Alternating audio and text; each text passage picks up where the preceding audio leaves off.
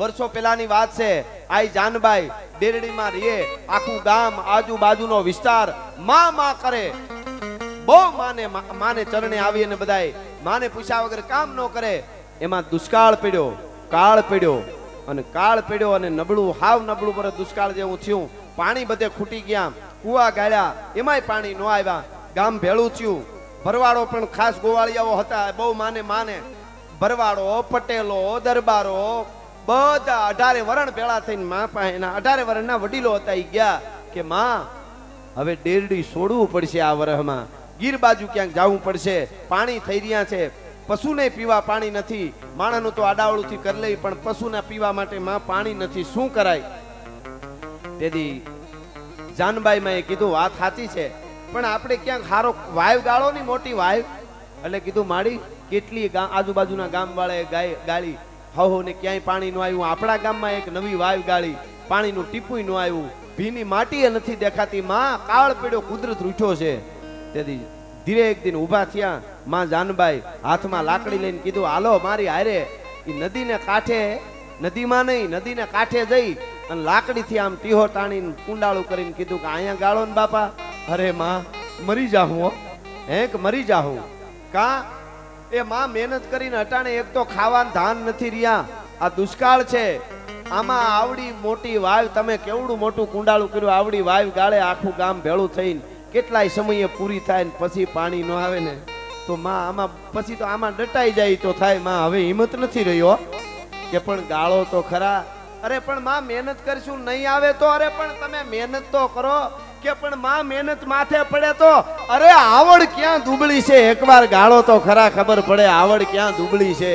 જાનબાઈ મેં કીધું કે આવડ ક્યાં દુબળી છે, ગામ વળગી ગયું શ્રદ્ધા અને ભાવથી. મિત્રો ટૂંકમાં કહું છું, એ વાવ ગાળી ચારે બાજુથી જે એના અમુક સ્તર સુધી વાવ ગળાણી, ચારે બાજુથી પાણીના ભભૂકા છૂટ્યા, ગામ રાજી થઈ ગયું, બહુ રાજી થયું. જય હો જાનબાઈ માની જય હો, આવડ માની જય હો, જયકારા થયા. અને પછી આખા ગામને જાનબાઈ માં ભેળું કરીને કીધું કે કોઈ પણ જ્ઞાતિ હોય, કોઈ પણ જાતિ હોય, બધાને આ કુએથી ભેળા પાણી ભરવાનું. જ્ઞાતિ જાતિ વાદ વિવાદ કાંઈ હોવો નહીં. દલિત થી લઈ દરબાર સુધી બધા એક કુએ પાણી પીવા જોઈએ, ભરવા જોઈએ. તેથી બધાએ કીધું વાંધો નહીં, માનું વેણ કોઈ ઉથાપી શકે નહીં. એમાં બન્યું એવું, માતા માનો જાનબાઈ માનો દીકરો યુવાન ફાટલ, યુવાન દીકરો માંદો પીડ્યો. એ તો એની રીતે માંદા તો પડતા જ હોય બધા. માંદો પીડ્યો, બીમાર પીડ્યો. એ વખતે ઓહડિયા કર્યા પણ હાજો થાય નહીં. એમાં ભાઈ હેડીના ભાઈ બંધો આરે, ઘણા લોકો આરે ક્યાંક બેઠો હોય છે. કોકે કેવા વાળાએ કહી દીધું તું હાજો નહીં થા. કે કેમ? કે તારા ડોસીએ તારા માએ બધું અભડાવી માર્યું છે. આમ જો આખા ગામને બધા એક કુએ પાણી ભરે, દેવી પૂજકે ન્યા ભરે, દલિતે ન્યા ભરે, દરબારે ન્યા ભરે, બ્રાહ્મણે ન્યા ભરે, પટેલે ન્યા ભરે, ભરવાડે ન્યા ભરે. એટલે તું હાજો નહીં થા, તું મરી જાય. અને જે કાંઈ અમુક મતી છે ને એની રીતે મગજમાં આવી સમયે બેહી જતી હોય.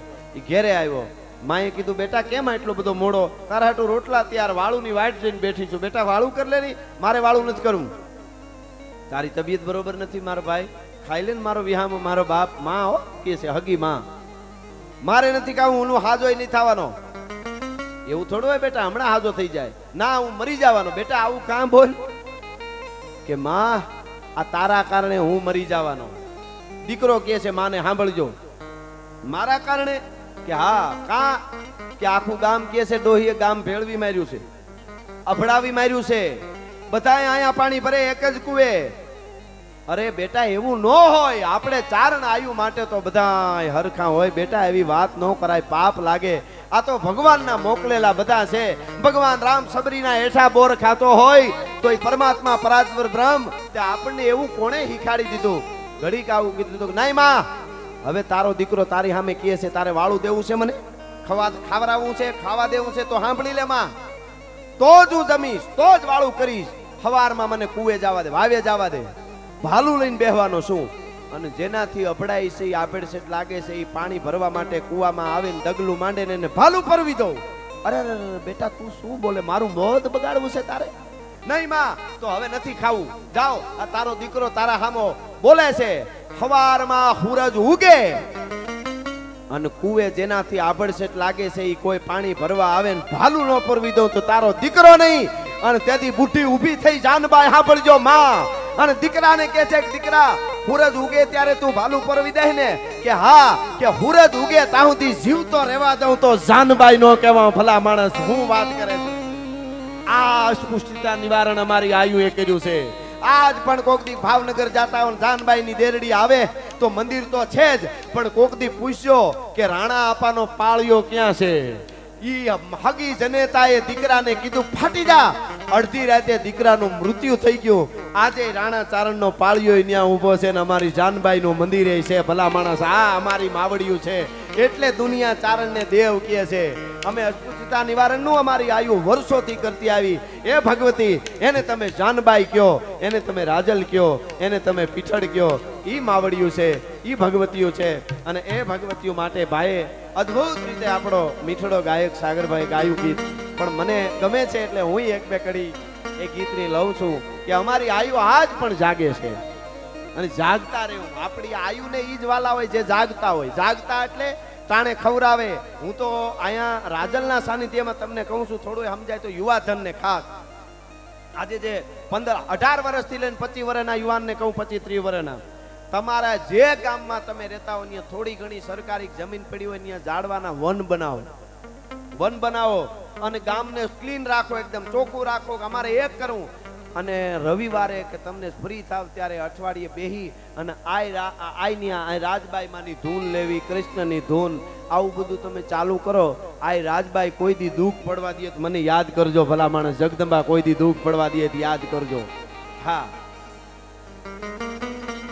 વાહ વાહ અને અહીંયા તો આ તો રાજલ ધામ છે દેવાવાળી ક્યાં આ દુબળી છે જો જાગતી જોઈ હાલતે ગાડે વાણિયાના ઘીના ઘડા જો છલકાવી દેતી હોય જગદંબા અહીંયા અને કહેતી હોય કે હાકીલે તું એમ કેશો ડોહી હામી મળી હતી ને અપશુકન થયા અપશુકન હોય નહીં ઈ વાણિયા ના હાથ પેઢીના હો પેઢીના પૂન ભેળા થયા હોય ને તઈ રાજલ એના ગાડીએ બેઠી હોય વાણિયો જેવો તેવો ન હોય ભલા માણસ હો હા એ પવિત્રતા છે એટલે અહીંયા અનક્ષેત્ર હાલે છે 24 કલાક જે આવે એને અનક્ષેત્ર અહીંયા જમવાનું મળે છે ફરીને હું અભિનંદન આપું છું આ ભગવતીના આયોજકો અને જે સંચાલન કરે છે એ બધાઈને અને એ ભગવતી એટલે આ કામ કરશો તમે એક ટ્રેન ચાલુ થાય તમને વ્યસન થઈ જાય તમે માતાજીની ભગવાનની ધૂન ચાલુ કરો ગાવ એમને કોઈ કલાકાર થવું એવું જ કઈ નહીં એમને યુવાધન આ કરે હવે હું તો આમ ક્યાંક શહેરમાં પ્રોગ્રામ મેં કીધું કાફેમાં બેહીને હનુમાન ચાલીસા ચાલુ કરો આ બધું કરવા જેવું છે આપણે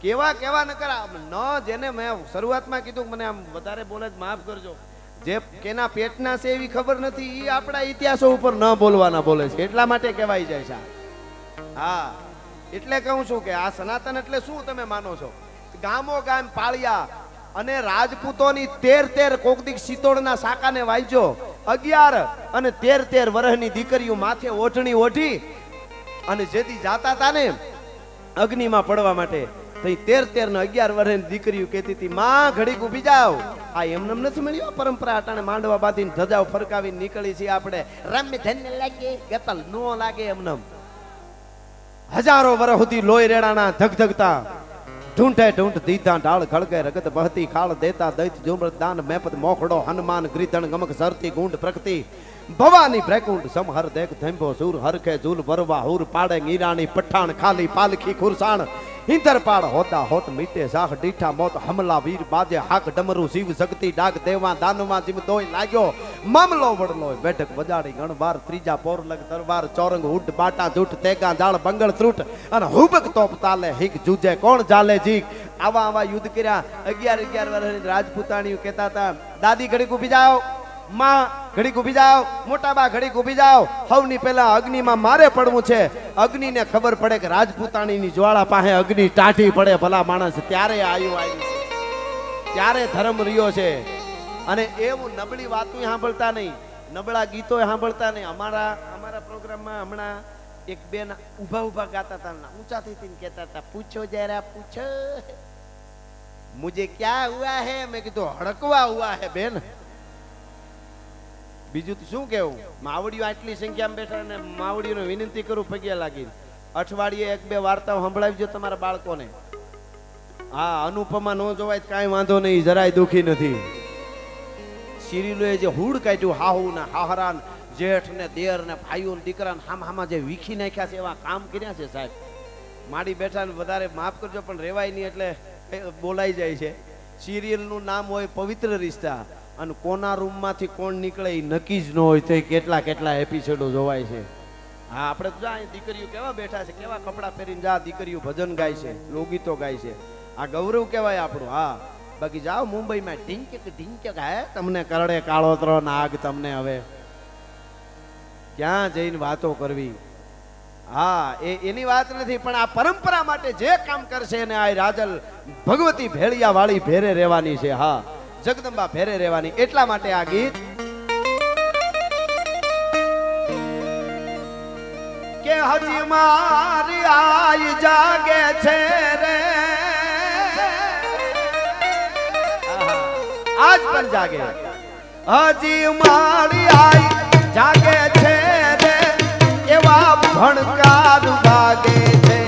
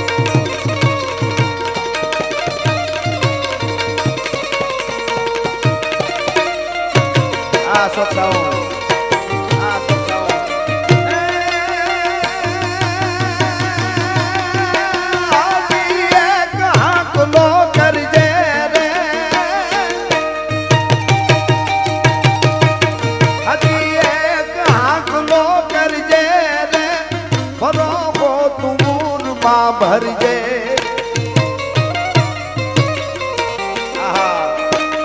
પાછો ઇતિહાસ નો સરજે માનજે માયે દિલને ગાતા રે આયે કંઈક પર જાગા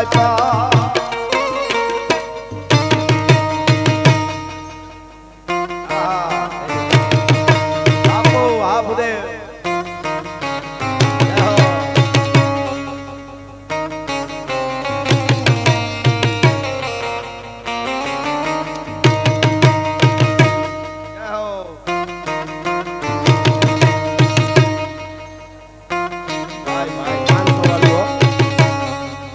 બાપો